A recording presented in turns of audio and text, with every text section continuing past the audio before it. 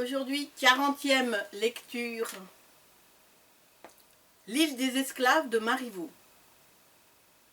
Pierre Carlet de Chamblin de Marivaux, plus connu sous le nom de Marivaux, 1688-1763, est un écrivain, journaliste, romancier, dramaturge des Lumières, qui observait lucidement le monde en pleine évolution à cette époque. Il écrivit pour les comédiens italiens des comédies sur mesure et d'un ton nouveau dans le langage de la conversation. Actuellement, il est le 5e auteur le plus joué par la comédie française. Son premier succès est Arlequin poli par l'amour, joué par les comédiens italiens.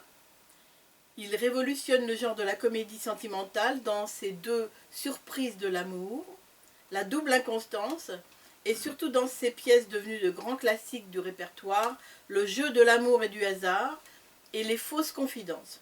Le nom de Marivaux a donné naissance au verbe marivauder ou marivaudage, qui signifie échanger des propos galants et raffinés, et ce, du vivant même de Marivaux. Mais il a écrit aussi des comédies sociales sur des sujets tels que la liberté et l'égalité entre les individus, L'île des esclaves, ou la situation des femmes, La nouvelle colonie.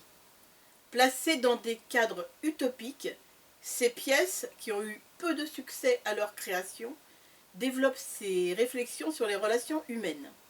Son œuvre comprend une quarantaine de pièces de théâtre, 7 romans et récits parodiques, 3 journaux et une quinzaine d'essais. L'île des esclaves, écrite en 1725.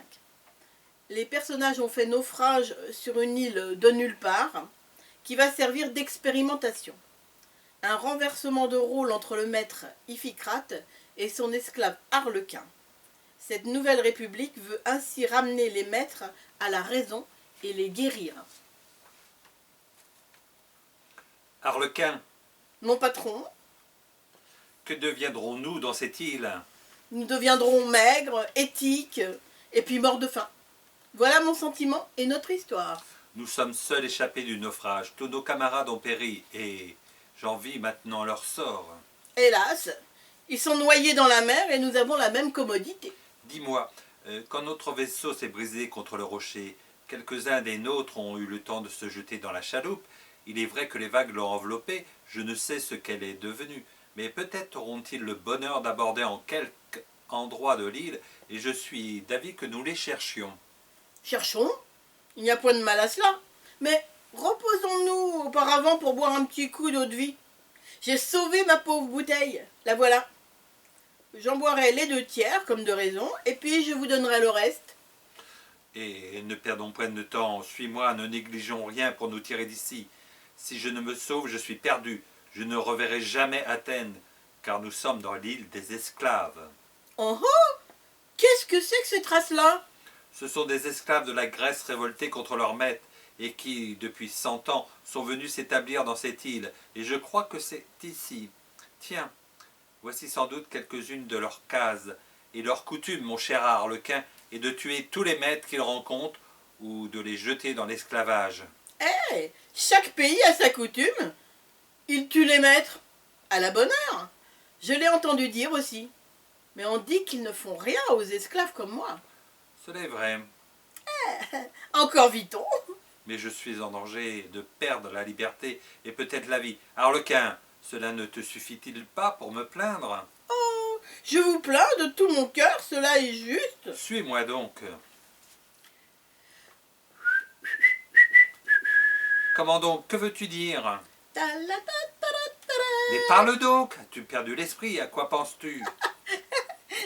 Monsieur Iphicrate, la drôle d'aventure. Je vous plains par ma foi, mais je ne saurais m'empêcher de rire. Le coquin abuse de ma situation. J'ai mal fait de lui dire où nous sommes. Arlequin, ta gaieté ne vient pas à propos. Marchons de ce côté. J'ai les jambes si engourdies. Avançons, je t'en prie. Je t'en prie, je t'en prie. Comme vous êtes civil et poli. C'est l'air du pays qui fait cela? Allons, hâtons-nous. Faisons seulement une demi-lieue sur la côte pour chercher notre chaloupe, que nous trouverons peut-être avec une partie de nos gens. Et en ce cas-là, nous nous rembarquerons avec eux. Ben, comme vous tournez cela. L'embarquement est divin quand on vogue, vogue, vogue. L'embarquement est divin quand on vogue avec Catin. Mais je ne te comprends point, mon cher Harlequin. Mon cher patron, vos compliments me charment. Vous avez coutume de m'en faire à coups de gourdin, qui ne valent pas cela. Et le gourdin est dans la chaloupe. Et ne sais-tu pas que je t'aime? Oui, mais les marques de votre amitié tombent toujours sur mes épaules, et cela est mal placé. Ainsi tenez, pour ce qui est de nos gens, que le ciel les bénisse. S'ils sont morts, en voilà pour longtemps. S'ils sont en vie, cela se passera. Et je m'en goberge. Mais j'ai besoin d'eux, moi. Cela se peut bien, chacun a ses affaires. Que je ne vous dérange pas. Esclave insolent, Ah ah, vous parlez la langue d'Athènes. Mauvais jargon que je n'entends plus. mais connais-tu ton maître? Et n'es-tu plus mon esclave? Je l'ai été.